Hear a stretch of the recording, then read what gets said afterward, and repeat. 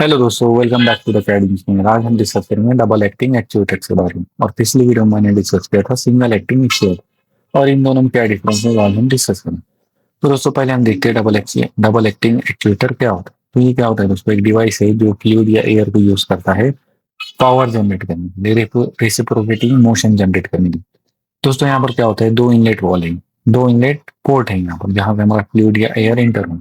तो दोस्तों सपोज कीजिए ये हमारा पहला इनलेट है, यहाँ से जब एयर इंटर होंगी तो ये हमारे पिस्टन को पुश करेंगे और हमारा पिस्टन फॉरवर्ड जाएगा, फॉरवर्ड पोजीशन पे जाएगा। फिर क्या होगा, इसको बैकवर्ड पोजीशन पे भी हमें लेकर आना है। तो यहाँ से क्या होगा, दूसरे इनलेट पोर्ट से यहाँ से कोई एयर या कोई वाटर इंटर होंगे और उसको पुश करेंगे और वो बैकवर्ड पोजीशन पे आएंगे और यही मोशन हमारा कंटिन्यूस चलेगा और हमें क्या होगा, एक रेसिप्रोकेटिंग मोशन अचीव होगा।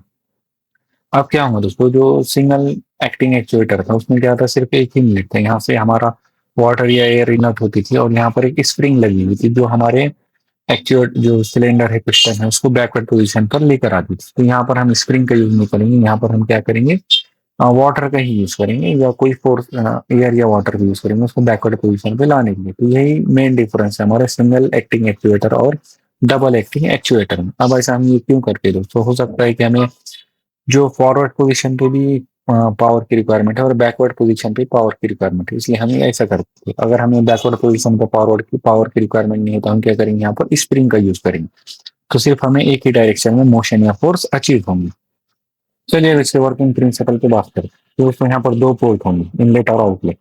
मीन्स इनलेट और आउटलेट दोनों भी डिफरेंट डिफरेंट होंगे, जहाँ से वहीं से इनलेट होगा और वहीं से आउटलेट होंगे। फिर क्या होगा, पोर्ट ए जो हमारे सिस्टम को फॉरवर्ड पोजीशन पे मूव करेंगे, जो हम क्या कहेंगे एक्सटेंशन स्ट्रोक। फिर क्या होगा, पोर्ट बी जो हमारे पिस्टन को मूव बैक करेंगे, बैकवर्ड पोजीशन पे लेके आएंगे, जिसे हम कहेंगे रिट्रैक्शन स्ट्रोक।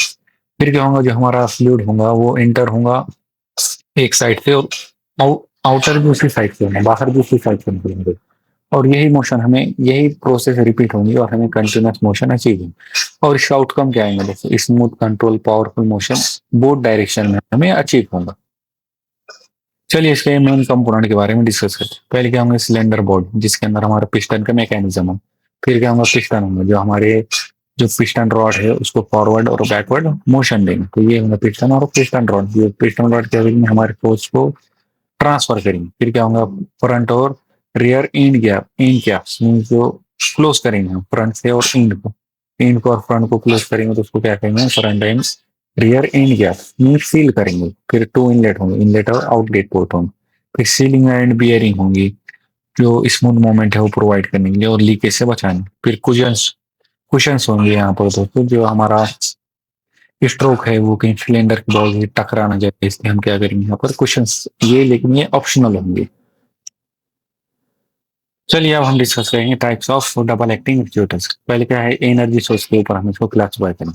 तो ये हाइड्रोलिक से भी ऑपरेट कर सकते हो, फिर न्यूमेटिक से भी इसको हम ऑपरेट कर सकते हैं। फिर मोशन के ऊपर क्लासिफाई करेंगे तो क्या होगा, लीनियर मोशन अचीव हो सकता है या फिर रोटरी मोशन भी हम इससे अचीव कर सकते हैं। फिर क्या है, कंस्ट्रक्शन के ऊपर इसको क्लासिफाई करेंगे तो टाई रॉड सिलेंडर हम यहाँ पर यूज कर सकते हैं। फिर वेल्डेड सिलेंडर भी यूज कर सकते हैं यहाँ पर।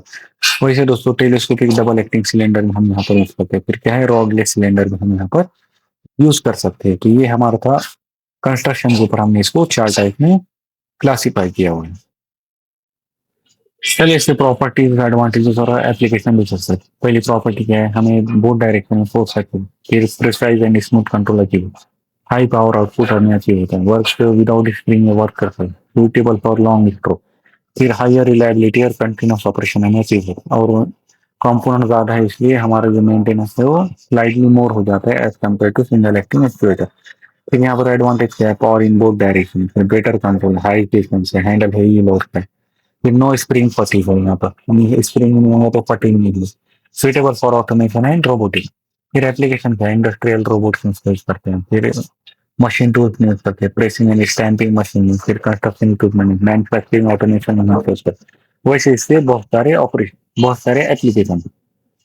तो दोस्तों अगर आपको वीडियो पसंद आई हो तो शेयर कीजिए अपने दोस्तों के साथ और लाइक और सब्सक्राइब कीजिए अकेडमी मेरा चैनल। तो आपसे सपोर्ट के चैनल ग्रो करेंगे और भी अमेजिंग मिलेंगे।